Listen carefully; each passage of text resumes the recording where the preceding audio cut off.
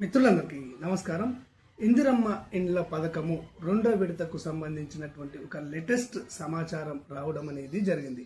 ఏమిటి ఆ సమాచారం అన్న వివరాలను ఈరోజు మీకు ఈ వీడియో ద్వారా తెలియజేస్తాను. తెలంగాణ రాష్ట్ర ప్రభుత్వం అమలు చేస్తున్నటువంటి సంక్షేమ కార్యక్రమాలకు సంబంధించి ఏ విధమైనటువంటి స్కీమ్లకు సంబంధించి ఎలాంటి లేటెస్ట్ అప్డేట్ ప్రభుత్వం నుంచి వచ్చినా గానీ ఆ అప్డేట్ వివరాలను వెంటనే అంతర్నేత్ర ఛానల్ ఉన్నట్టుగా మీకు తెలియజేయడం అనేది జరుగుతుంది. ఈ సమాచారం మీ మొబైల్లో రావాలి అంటే, మీకు తెలియాలి అంటే తప్పకుండా అంతర్నేత్ర ఛానల్ను సబ్స్క్రైబ్ చేసుకొని చూడండి.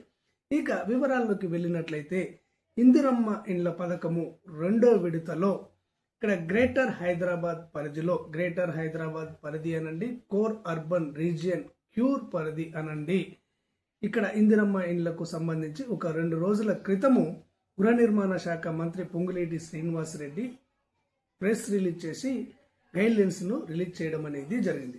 ఇక్కడ కోర్ అర్బన్ రీజియన్ పరిధిలో 16 నియోజకవర్గాల్లో నియోజకవర్గానికి ఇక్కడ 500 చొప్పున ఇందిరమ్మ అపార్ట్మెంట్లను నిర్మించి వారికి అందజేయడం జరుగుతుంది అని వారు తెలియజేయడం అనేది జరిగింది. అయితే దీని గురించి ఒక వీడియోను నేను పూర్తి సమాచారంతో మీకు అందించడం అనేది జరిగింది. ఈ వీడియో చూసినటువంటి చాలా మంది మిత్రులు ఒక ప్రశ్నను లేవనెత్తుతున్నారు. సార్, గతంలో మేము ఇందిరమ్మ ఇండ్ల కోసము దరఖాస్తు చేసుకున్నాము, మళ్ళీ మేము దరఖాస్తు చేసుకోవాలా అని చాలా మంది అడుగుతూ ఉన్నారు. దీనికి సంబంధించి నిన్న గృహ నిర్మాణ శాఖ మంత్రి గారు ఒక ప్రకటనను రిలీజ్ చేయడం అనేది జరిగింది.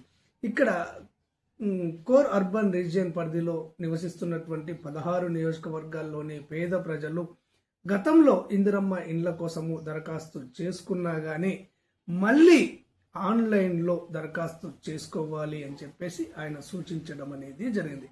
కాబట్టి ఫ్రెండ్స్, గతంలో మీరు ఇందిరమ్మ ఇండ్ల కోసము దరఖాస్తు చేసుకున్నా గానీ మళ్ళీ మీ సేవకు వెళ్ళి ఈ ఇందిరమ్మ ఇండ్ల కోసము దరఖాస్తు చేసుకోండి. ఇక్కడ ఈ ఇందిరమ్మ ఇండ్ల పంపిణీలో రిజర్వేషన్లను కూడా పాటించడం అనేది జరుగుతుంది. ఇక్కడ ఎస్సీ రిజర్వేషన్ను, ఎస్టీ రిజర్వేషన్ను, బీసీ రిజర్వేషన్ను, వికలాంగుల రిజర్వేషన్ను పాటించడం అనేది జరుగుతుంది. కాబట్టి ఈ 16 నియోజకవర్గాల్లో వికలాంగులు ఎవరైతే ఉంటారో వాళ్ళు తప్పకుండా దరఖాస్తు చేసుకోండి. ఇక్కడ నేను చేస్తున్న సూచన ఏంటంటే, లబ్ధిదారుడు వికలాంగుడు అయినా, వారి కుటుంబ సభ్యుల్లో ఎవరైనా వికలాంగులు ఉన్నా తప్పనిసరిగా వికలాంగుల కేటగిరీలో మీరు దరఖాస్తు చేసుకోండి. ధన్యవాదాలు.